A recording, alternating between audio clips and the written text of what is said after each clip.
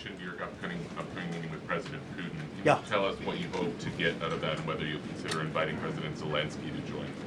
So you have to understand, this is a war that should have never happened. This is a war that wouldn't have happened if I were president. It would have never happened. It was the apple of his eye. I got along very well with President Putin.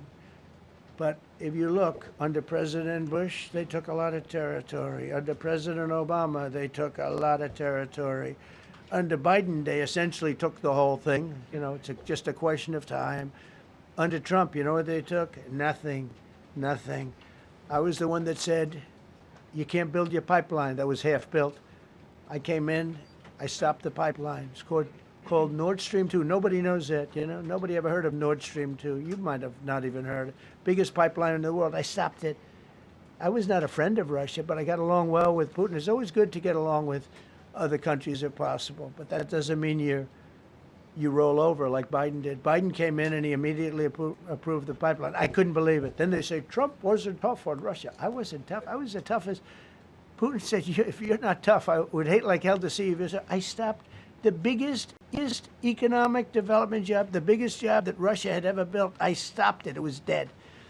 And this low IQ president came in and he let them build a pipeline and supply oil and gas all over Europe, you know. So this is really a feel-out meeting a little bit. And President Putin invited me to get involved. He wants to get involved. I believe he wants to get it over with. Now, I've said that a few times, and I've been disappointed because I'd have like a great call with him, and then missiles would be lobbed into Kiev or some other place, and you'd have 60 people laying on a road dying.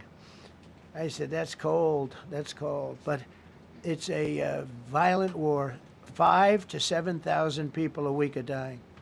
And you know, there's nobody from here. They're all Russian and Ukrainian people, and some people from the cities, much smaller number, but still, those missiles do damage and they kill a lot of people, but mostly soldiers. And they're young soldiers, although in the case of Ukraine, they're getting much older. They're drafting 60-year-olds now. It's a terrible thing to witness, and I think I have an obligation. Look, this is Joe Biden's war. This is not my war.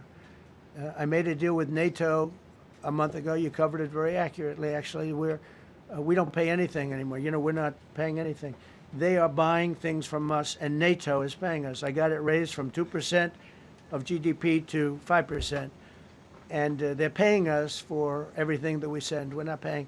But Biden approved $350 billion. Europe has spent $100 billion. The money that's been spent and the death is incredible. It's the worst thing that's happened, by far the worst that's happened since World War II. So I'm going in to speak to Vladimir Putin. And I'm going to be telling him, you got to end this war. You got to end it. And he wasn't going to mess with me. This war would have never happened.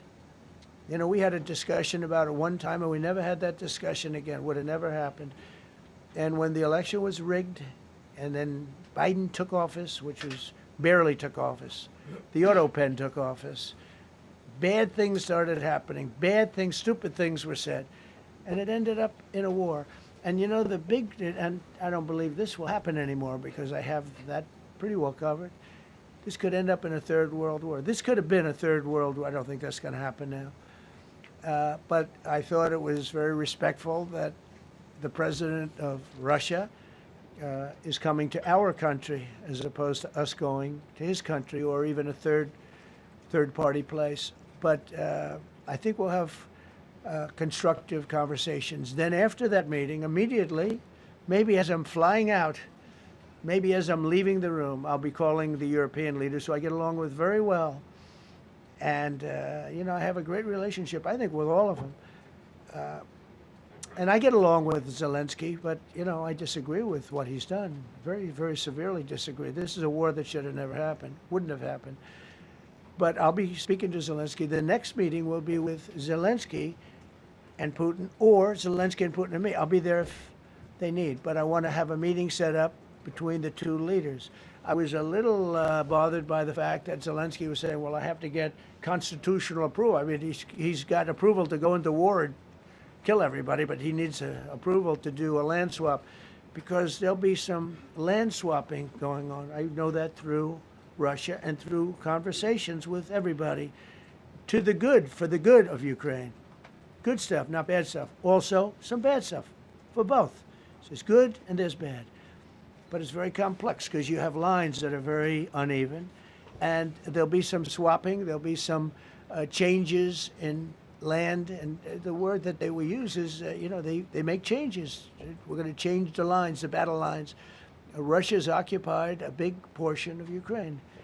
They've occupied some very prime territory. We're going to try and get some of that territory back for Ukraine. But they've taken some very prime territory. They've taken largely ocean, in real estate we call it oceanfront property. That's always the most valuable property. If you're in a lake, a river, or an ocean, it's always the best property. Well, Ukraine, a lot of people don't know that Ukraine was largely 1,000 miles of ocean. That's gone. Other than one small area, Odessa, it's a small area. There's just a little bit of water left. So I'm going to go and see the parameters. Now, I may leave and say, good luck, and that'll be the end. I may say this is not going to be settled. I mean, there are those that believe that Putin wanted all of Ukraine. I happen to be one of them, by the way. I think if it weren't for me, he would not be even talking to anybody else right now. But I'm going to meet with him. We're going to see what the parameters are. I'm then going to call up President Zelensky and the European leaders right after the meeting, yeah. And I'm going to tell them what kind of a deal. I'm not going to make a deal. It's not up to me to make a deal. I think a deal should be made for both. I think Russia has to get back into building their country. It's a massive country. I think they have 11 time zones, if you can believe it. It's a massive, it's by far, from the standpoint of land, it's by far the largest. They have tremendous potential in Russia to do well. They're not doing well. Their economy is not doing well right now because it's been very well disturbed by this. It doesn't help when the President of the United States tells their largest or second largest oil buyer that we're putting a 50% tariff on you if you buy oil from Russia. That was a big blow. And then they say, gee, he wasn't so tough. Nobody else would have done that. And I haven't stopped there. I mean, look, I was all set to do things far bigger than that, but I got a call that they'd like to meet, and I'm going to see what they want to meet about. I'd like to see a ceasefire. I'd like to see the best deal that could be made for both parties. It takes two to tango, right? So ultimately, I'll have a meeting next week. I had a great relationship with him, considering the fact that, I was not nice to him because of the pipeline. I ended the pipeline. I also gave the javelins. Do you ever hear of a javelin?